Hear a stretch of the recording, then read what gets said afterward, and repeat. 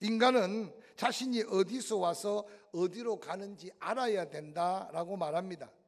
인간에게 온 길은 바로 우리가 출생의 신비 속에 내가 나고 싶어서 내가 그 시절과 그 때를 정하고 나온 게 아니니까, 출생의 신비 속에 우리는 깨달아야 되는 것은 믿든지 아니 믿든지 하나님의 은혜와 섭리 속에 우리가 이 세상을 출발하게 되었다는 것을 부정할 수 없습니다.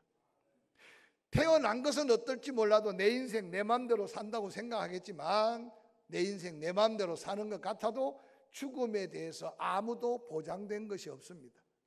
그래서 태어나게 하신 인생의 신비 속에 죽음의 신비를 깨달을 때 믿든지 아니 믿든지 누군가 나를 만드셨고 누군가 나를 이 세상에 살게 하셨고, 또한 내 인생의 마지막을 계획하신 누군가가 나를 죽음으로 인도하는 사실을 깨달을 때, 그때 하나님을 발견하는 자가 참된 인생을 살아온 자일 수 있음을 기억하게 됩니다.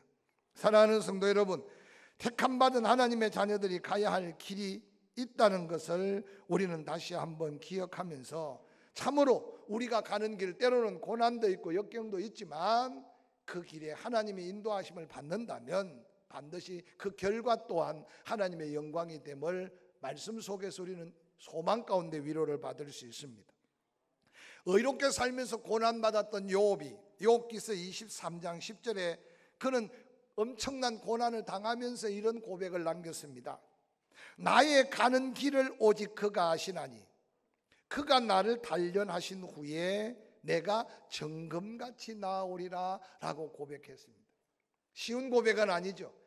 일어설 수 없고 좌절과 절망, 그 엄청난 고통, 아니 인생의 모든 것을 다 잃어버린 것 같은 위기 속에서 그가 스스로 고백할 수 있는 것은 이 고난과 이 시련과 이 역경 속에서도 그가 나를 아시기에, 할렐루야, 내가 이 시련과 단련을 끝나면 하나님은 나를 더 영화롭게 영광스럽게 나를 세워주실 것이라는 확신의 고백은 욥이 갑절의 은혜를 입어 우리에게 고난을 인내하며 하나님의 더한 영광이 있음을 보여준 아름다운 믿음의 모델이 아닌가 생각해 볼 수 있습니다. 오늘 고센 땅 람셋을 떠나 이스라엘 백성들이 숫곳이라는 곳에 잠시 머물렀다가 하나님이 그 길이 가까운 해안 고속도로로 그 백성을 인도하지 아니하시고 에단 광야 남쪽으로 바알스본 맞은편 비하스롯에 하나님이 그 백성의 진을 치게 합니다. 앞에는 홍해바다, 뒤에는 애국 군대가 쳐들어옵니다. 그런데 그 가운데 하나님은 홍해를 갈라 놓으시면서 이스라엘 백성들에게 민족적 구원의 은혜를 더해 주셨습니다. 특별히 홍해바다를 건너는 이스라엘 백성들의 생생한 구원의 역사는 얼마나 드라마틱하고 얼마나 놀라운지 모릅니다.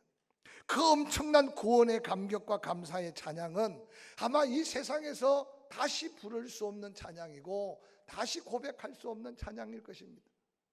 그 구원의 감격 속에 그들을 지긋지긋하게 억압하고 짓눌렸던 애굽의 모든 군사들, 그 군대 장관들, 그들이 무서워했던 시퍼런 홍해바다에 다 수장시키고 하나님의 온전한 구원을 이루었던 그 구원은 지난날 저 고센 땅 람셋 성을 건축할 때 그들이 눈물과 땀과 고통의 순간들이 회생되면서 하나님을 향해 그들은 이런 감격의 노래를 불렀습니다. 출애굽기 15장 1절 이하에 이때 모세와 이스라엘 자손이 노래했다, 여호와께 노래했다, 그리고 여호와를 찬양했다. 그러면서 그들이 불렀던 찬양은 하나님의 영광, 하나님의 위대하심, 이 세상에 그 누구도 맞설 수 없는 애굽을 납덩어리처럼 돌덩어리처럼 하나님이 한번 콧김을 부르시니 홍해바다가 갈라지고 하나님이 다시 그 홍해바다를 다시 흐르게 하니 모든 애굽의 엄청난 군사들이 다 죽어가는 그 모습은 잊을 수 없는 이스라엘 백성들에게 하나님이 하나님 되시고 하나님이 그들과 함께 하심에 대한 감격이었을 겁니다. 사랑하는 성도 여러분, 예수 믿고 구원받아 지금 이 자리에 함께 예배하는 사랑하는 믿음의 가족들이라면 우리는 언젠가 이 감격이 있었고 또 있어야 하고 또 그 감격 속에 살아야 한다는 사실을 먼저 기억하시기를 주의 이름으로 간절히 축원합니다.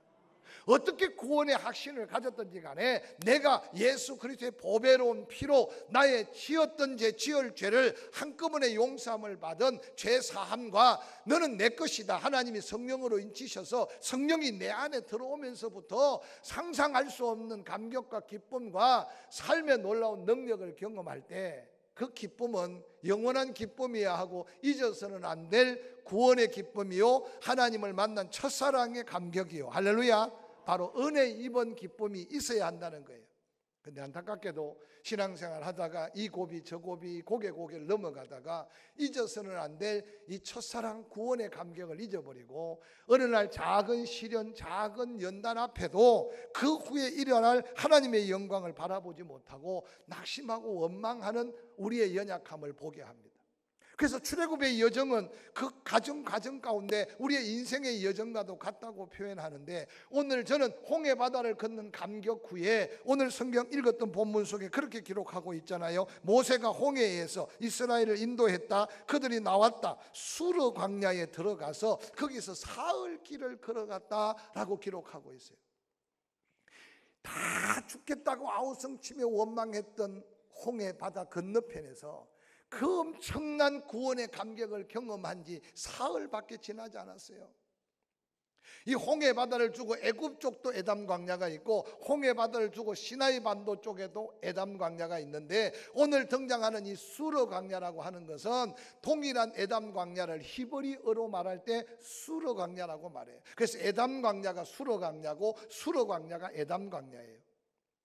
홍해 바다의 감격에 민족적 찬양을 부르고 하나님은 하나님이시고 하나님을 맞설 자가 없으며 엄청난 구원을 감격하며 노래 부른 지 3일째가 되었는데, 아니 애굽에서 나와서 가져온 물통에 물이 다 떨어진 거예요. 그러고는 지금 광야길을 걸어가는데 아마 200만이 행원을 벌려서 가니 상상해 보십시오. 아마 앞서가는 자들이 그 에담 광야 옆에 있는 홍해 바다가 삼투압 작용으로 바닷물이 올라와서 그 엄청난 건조하고 뜨거운 바람에 수증기는 날아가고 그 짜디짠 바다 짠물이 고여 있는 걸 누구한테 묻지 않고 아마 성질 급한 사람이 먼저 그 물을 벌컥벌컥 들어 마셨던 것 같아요. 그러면서 그들이 그 썬물 짠물을 마시고는 마라라는 이름을 남기면서 원망하고 불평하는 장면이 성경에 소개되고 있습니다. 구원의 감격, 그 엄청난 민족적 찬양을 부른 지 사흘 길밖에 지나지 않았는데 물 문제 때문에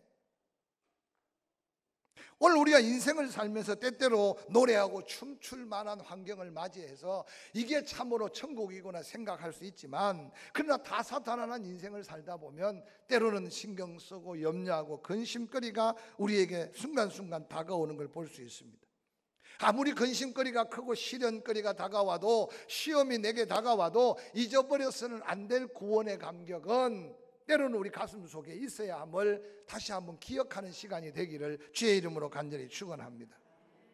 오늘 이스라엘 백성들의 그 허물된 모습이 우리의 삶 속에도 나도 모르게 그런 걸음을 반복하고 있지 않는가를 먼저 점검해 보시길 바랍니다. 지난주 웃었는데 이번 주 혹시 울고 산 분 있습니까? 지난주 춤출 것 같이 즐거웠는데 그 즐거움은 어느 날 사라지고 갑자기 절망과 낙심이 다가올 때가 있을 겁니다. 그런데 기억하십시오.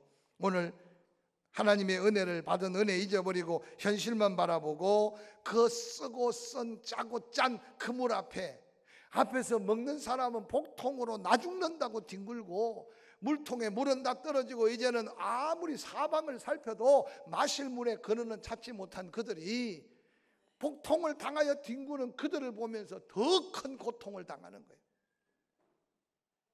사랑하는 성도 여러분, 오늘 이 시대를 사는 삶 속에 이런 모습이 우리가 살고 있는 모습이 아닐까 생각합니다.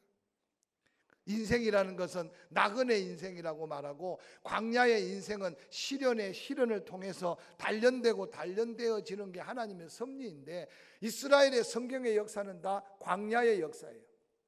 때로는 우리가 믿음 안에서 천국 갈 준비를 하는데 화려한 온실 속에 꽃만 피우는 게 아니라 광야에서 하나님의 은혜로 우리의 믿음이 더욱더 단단해지고 우리의 삶에 더욱더 더한 은혜를 주시기를 원하신다는 사실을 믿으시기를 주의 이름으로 간절히 축원합니다. 적극적 사고의 능력의 저자, 우리가 너무나 옛날에 많이 손에 잡았던 포스트 가이드를 발행했던 유명한 놀만 빈센트 필 박사는 이런 말을 남겼습니다. NO, no를 거꾸로 쓰면 ON, ON이 되는데 이 ON은 전진의 의미가 있답니다. 모든 문제를 푸는 열쇠는 문제 속에 있대요. 끊임없이 생각하고 찾아내라. 적극적 사고 방식으로 도전하면 반드시 문제는 해결된다. 그래서 이 로만 빈센트 필 박사에게 영향을 받았던 미국 엄청난 I can, I will, I must 할 수 있다고 하는 긍정적 사고에 엄청난 도전을 줬던 분입니다. 이 노만 빈센트 필 박사가 인간이 실패하고 불행해지는 원인을 7가지 그가 말하고 있어요. 하나하나 한번 여러분에게도 이 원인이 있나 찾아보세요. 첫 번째, 인간이 실패하고 불행해지는 원인 7가지. 목표가 없이 허송세월을 보내는 인생, 그 인생은 실패라는 거예요. 두 번째, 목표는 세웠지만 그 목표가 잘못되어 방황하는 인생, 그 인생도 불행해질 수밖에 없대요. 세 번째, 이 세상을 쉽게 살려고 지름길만 찾아다니는 인생, 그 인생도 미래 보장이 없대요. 네 번째, 끈기가 없이 쉽게 포기하는 인생, 그 인생도 실패의 인생의 걸음이래. 다섯 번째, 너무 조급하게 서둘다가 쉽게 절망하고 낙심하는 인생. 여섯 번째, 하나님의 뜻을 생각지 않고 자기 중심적인 생각 속에 사는 인생. 일곱 번째, 하나님과 상관없이 사는 인생. 실패하고 불행해질 수밖에 없대요.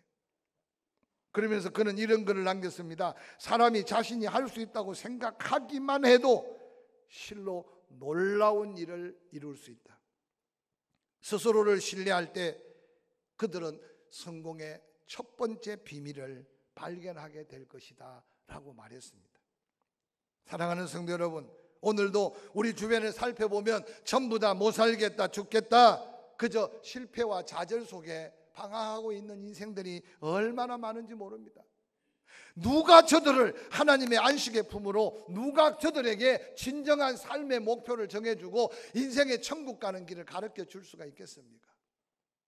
그래서 2019년 포항침례교회에 속한 성도들만이라도 사도행전의 역사를 다시 이어가면서 우리가 전하는 예수 그리스도, 길이 되고 진리가 되고 생명이 되신 그 예수를 전해서 천하보다 귀한 영혼들을 바른 길로 제시하고 인도하는 거룩한 사명자로 함께 부름받고 쓰임받을 수 있기를 주의 이름으로 간절히 축원합니다. 이슬람교를 믿던 터키의 청년이 스스로 성경을 읽다가 예수 그리스도를 영접하고 예수 그리스도를 믿게 됐어요. 그 사실을 안 이슬람교의 교사가 그를 신문하기 시작했습니다. 그 청년이 신문을 하는 교사에게 이렇게 물었습니다. 선생님, 일전에 내가 어느 길을 가다가 길을 잃었는데 그 길에 보니까 옆에 두 사람이 있었습니다. 한 사람은 살아있는 사람이고 한 사람은 죽어있는 사람입니다. 내가 길을 물어봐야 되는데 선생님 같으면 누구한테 길을 물어보겠습니까? 그때 이슬람 교사가 그냥 스스럼없이 이 사람아, 죽은 사람이 많이 있나? 산 사람한테 물어봐야지. 그때 이 청년은 그 대답이 나올 줄 알고 고개를 끄덕이면서 하는 말이, 당신들이 믿으라고 하는 마음의 틀은 죽은 사람이요, 내가 믿으려고 애쓰는 예수는 산 예수, 부활한 예수입니다.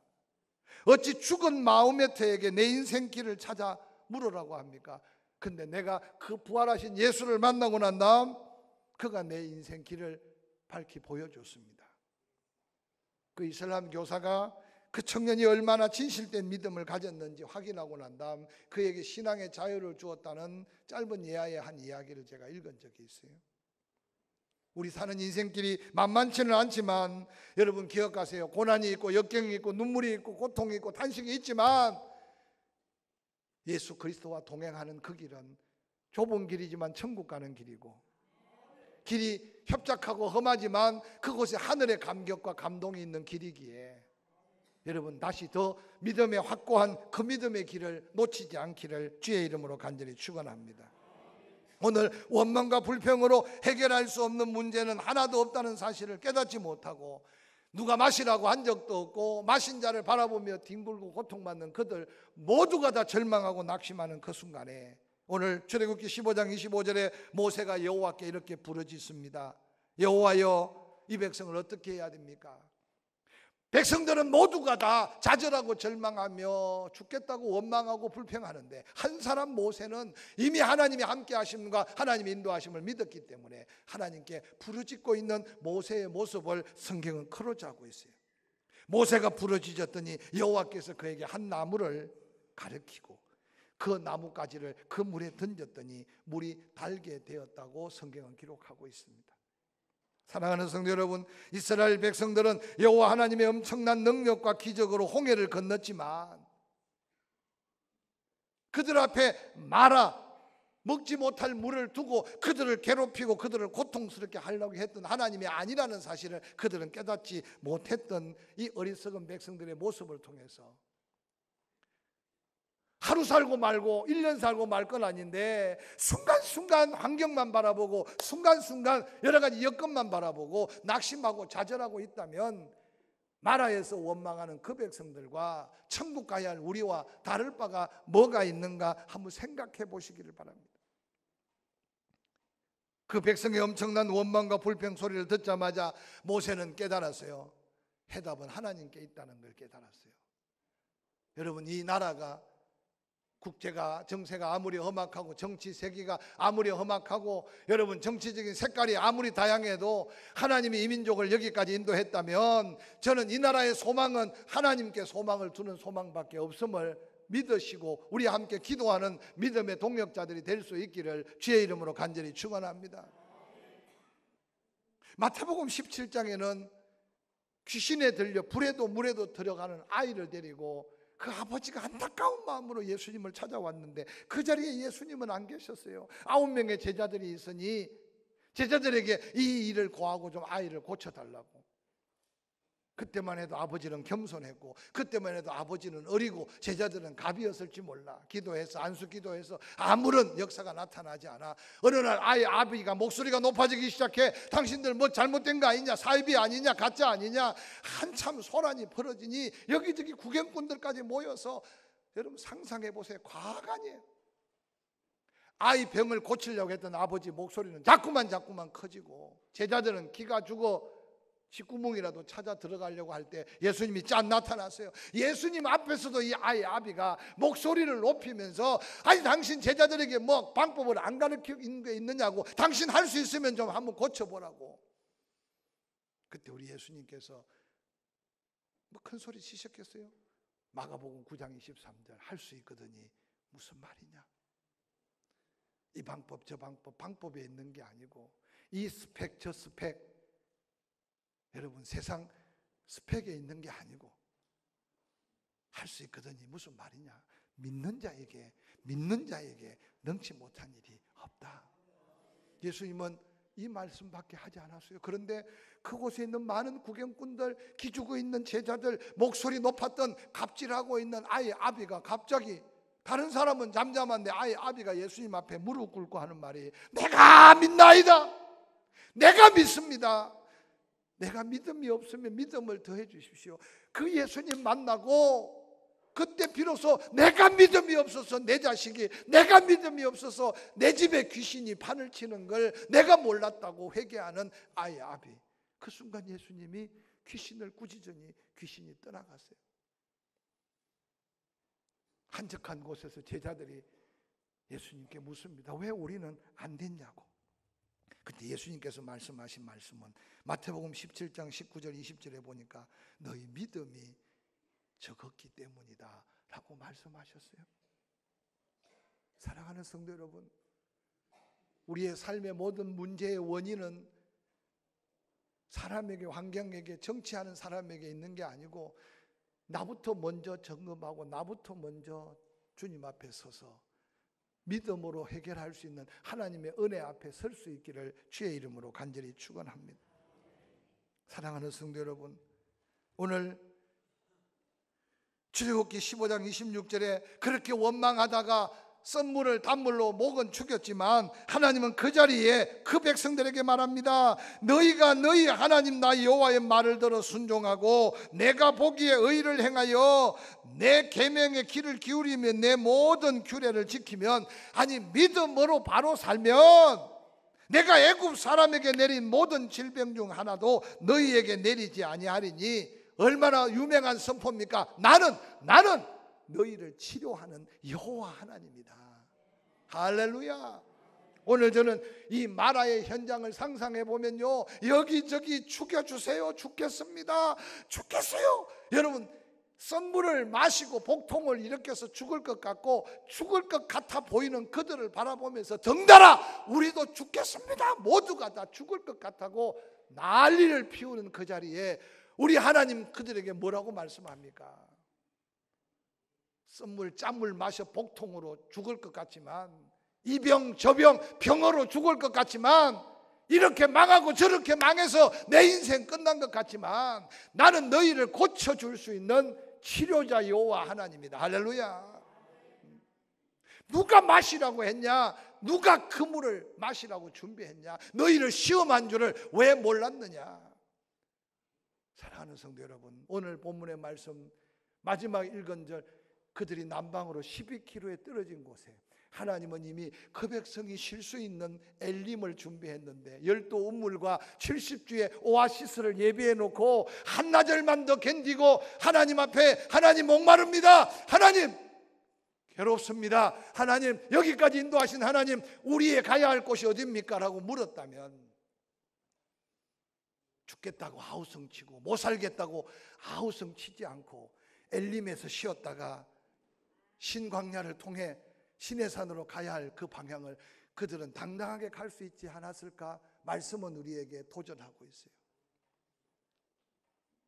사랑하는 성도 여러분, 이 한 주간을 살면서 좀 힘들고 어려워도 죽겠다는 소리 하지 않고 하나님 앞에 설 수 있기를 주의 이름으로 간절히 축원합니다. 아플 수 있고요, 일이 잘 안 풀릴 수 있고요, 세계 경제, 나라 경제 어려워서 호주머니 사정이 여의치 않을 수 있을 거예요. 지금까지 살아온 걸 뒤돌아보세요. 배고파서 죽었다면 다 죽었어야 했고, 가난해서 죽었다면 이 민족은 다 죽었어야 했고, 장사가 잘 안 돼서 죽을 것 같으면 세상에 다 죽을 사람만 널려 있지만, 그 가운데도 하나님은 다시 엘림을 예비하신 하나님이 저와 여러분의 하나님인 걸 믿으시기를 주의 이름으로 간절히 축원합니다.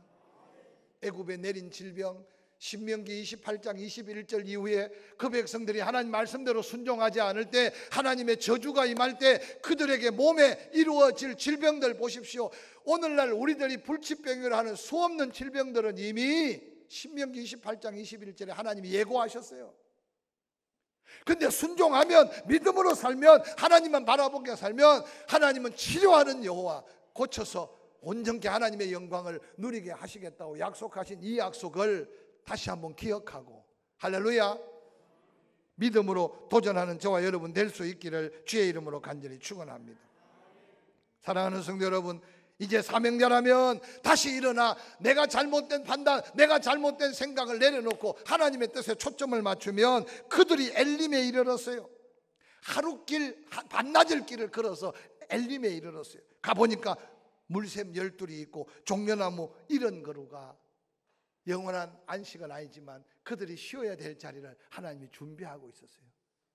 제가 이 말씀을 읽다가 그 생각이 들더라고요. 따라합시다. 엘림은 우리 눈에 보이지 않지만 하나님이 예비해 두셨다. 할렐루야. 오늘 너무 힘들고 오늘까지 너무 고통스러워도 쉽게 원망하지 않고 하나님 앞에 부르짖어 기도하면 하나님은 우리 형편과 체질을 아시고 엘림을 준비하시고 기다리신 하나님이 우리의 하나님인 걸 기억하시기를 주의 이름으로 간절히 축원합니다.